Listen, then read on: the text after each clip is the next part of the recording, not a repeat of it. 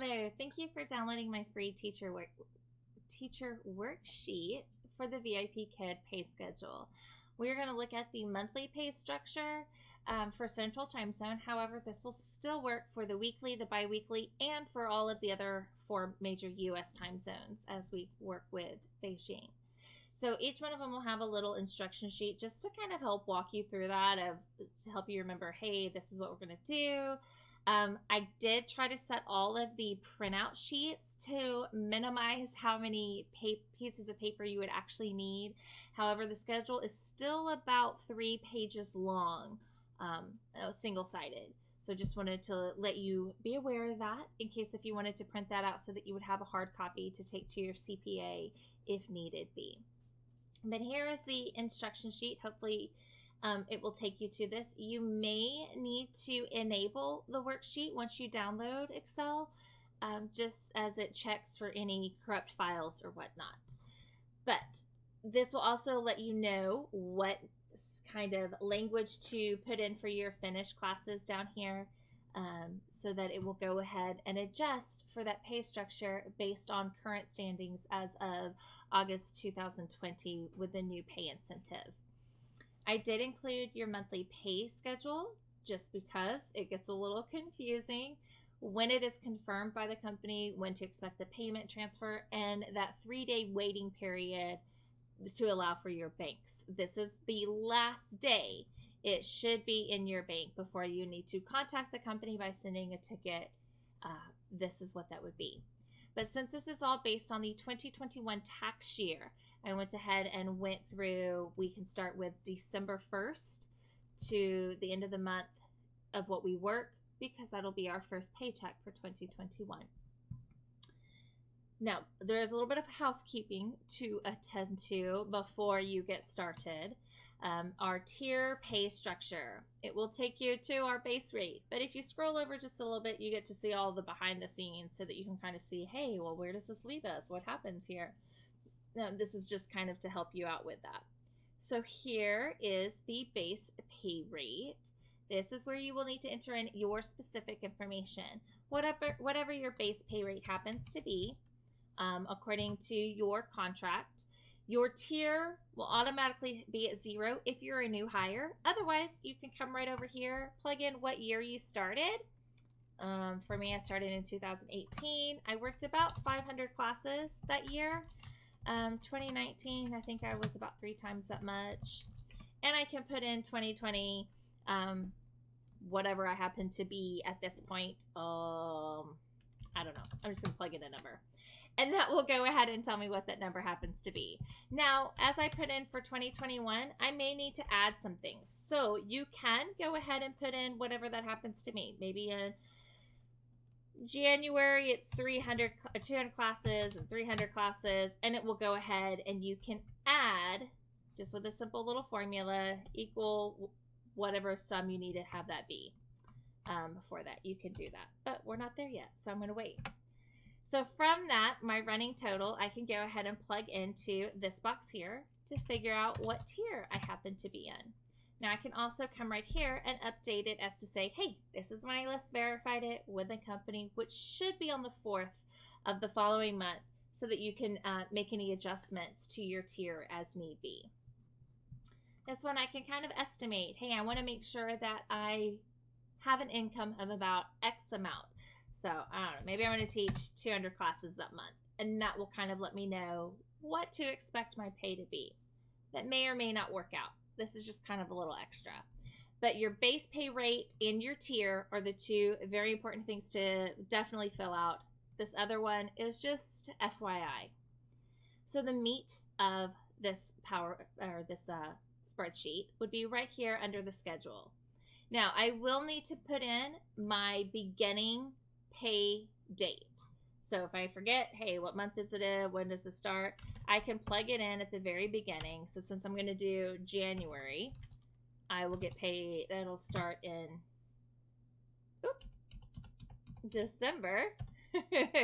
And it will go ahead and plug that in and go ahead and figure in my pay date, when I expect to have that money, what actually happens. And so there's 2 different charts here for us to keep track of that.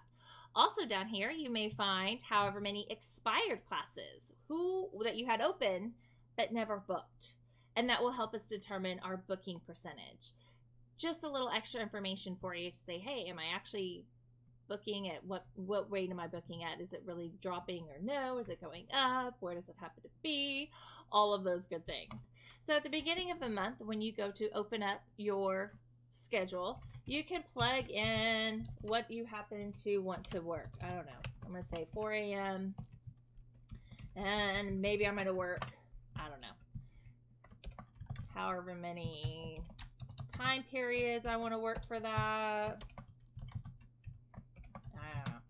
So we can only work until 9 p.m. Beijing time. But as you see, it's still putting in whatever. Maybe I want to do a split shift. So then I'm going to work at 7 p.m. at night. So that's going to go ahead and put me in to the next morning at Beijing, in Beijing time. Oops. Put that in there. And 8 p.m. And then I say, okay, I'm done. I have to get some sleep and be with my family. So you can just plug in your schedule. Now for daylight savings, which for 2021, I believe is about March 14th or something. If I were going to put that in, it would go ahead and figure in daylight savings time and what that time happens to be. But I'm going to put it back over to December. Now you will be able to sort for this day, the day filter, so that you can look at it just for the day if you need to. But that's based upon your working preference. Now what I like to do is I go ahead and put in my schedule. I can go ahead and see down here at the bottom. I scrolled too far, I apologize. I can see what my budget breakdown happens to be. What I expect to get for bonuses this month is already added into it, and what I expect to get class-wise for my pay date. Now, excuse me, I apologize. Now for our student, as the Frenzy books all of that stuff, you can type in your student name, their date of birth, and their gender, and it will color code it. If it is a short notice class, you can go ahead and enter in yes. It will calculate your short notice bonus. If, hopefully you don't have to have a teacher cancellation. So you can default that to no. And then from your classroom tab, just copy your course code, plug that in right there, and off you go. Oh gosh. Ha ha ha. Yeah. There it goes. Okay. And you're all set to go. Now, maybe you have a different student. Maybe we'll call it test student A, born in March, a female.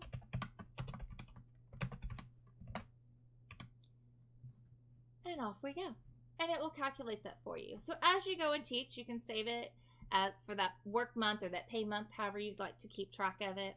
When you go in and work and your students arrive and you've put in your feedback, all that good stuff, you can come back through onto your attendance and type in how they attended, as scheduled or not, and that you uploaded the feedback, and it will go ahead and calculate what you've earned for that particular time period.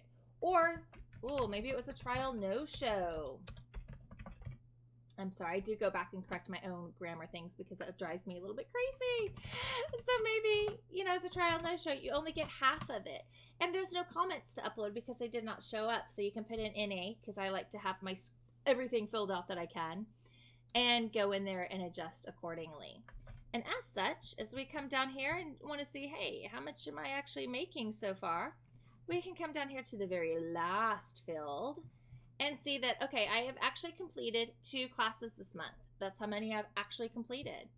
And so far my bonus is $1.20. So here it is added into it right there. And then I can see my grand total of what that income would happen to be. Now I'm sure you've noticed up here with our booking deposit, it went ahead and added in our entire bonus for the month of what we expect to have, because that's about the only way that I can really estimate what I should be bringing in.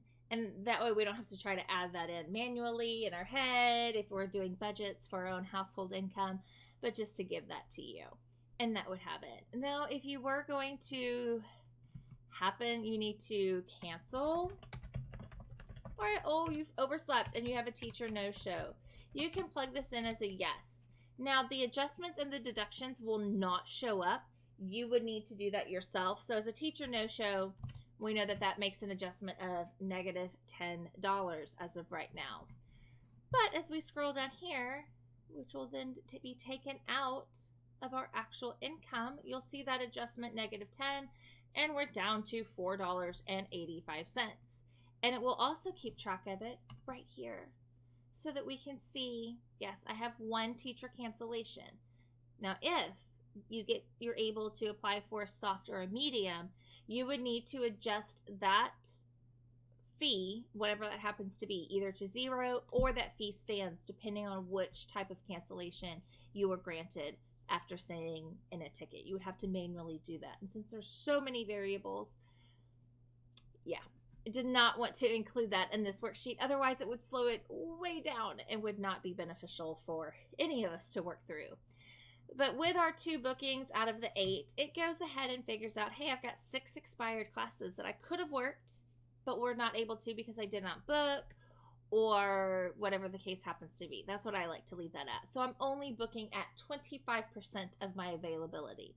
Now, every frenzy, that will adjust. So that number may not really be able to tell you a whole lot of information until you see a much larger portion of that, maybe a couple of months at a time. And that will kind of help you forecast for holidays, school breaks, that kind of thing for each one of the students. So I hope that helps. I am working on some other more detailed pay schedules to help us out. Maybe put in your comments so that you can keep track of those a little bit better. If you did not want to put into all of that information into the teacher comments, the teacher-to-teacher comments on the platform, that's up to you. It's not a requirement. But if you want to keep track of that yourself, you can do that onto here and kind of see, hey, this is the project they chose. This is what I need to work on with my regular, that kind of thing. You can kind of keep track of that and hopefully not have as much paper to keep up with, because let's face it, we don't want all this paper lying around. So I hope that helps you out. If you have any questions, please feel free to message or send a little feedback, and I look forward to hearing from you. So happy teaching, and God bless.